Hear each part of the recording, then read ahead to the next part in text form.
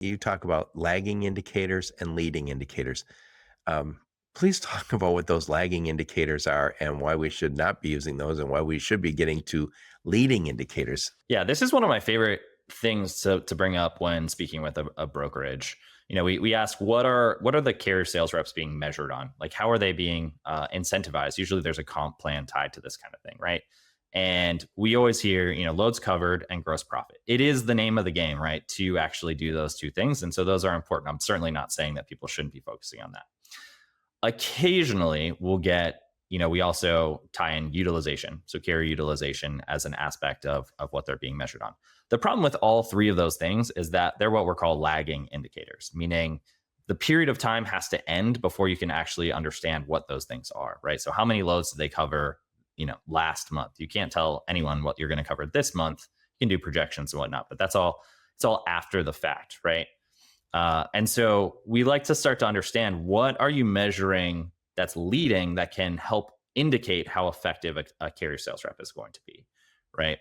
And usually I just get a lot of blank stares, like, I don't know how we would go about doing that. Occasionally we'll get, we measure phone calls as a form of productivity, right? That's like their input into the outputs. I also love when they bring this up too, because what is the quality of a phone call? We don't know, right? Like we have no idea. They could have just been really tactile and asked one carrier, hey, can you take this load? No, hang up the phone, right? Carrier sales reps, like, they should, definitely be trained better than that. It should not be just, can you take this and run?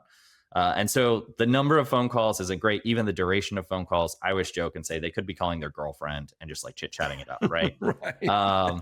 So while in theory, the phone calls sound like a good productivity metric, it's really not ideal it's really not what these teams should be measured on, to understand what they're actually doing. What we help folks do is start to look at meaningful inputs. So when they're on the phone with carriers, right, we talk about dispositions. How many loads did they bring up and say, can you take this? Can you take this? And get outcomes on them, right? That's step one, right? How many loads are you offering to carriers on the front end? We talk about active trucks, right? We always say when a rep is on the phone with a carrier, and you should always bring up a load, right? First and foremost, can you take this? Whatever. The next thing should always be, where do you have free trucks? Are you logging that somewhere in a meaningful place, right? It may get them a load right then and there. That'd be great. Or it might set them up to get freight in the future.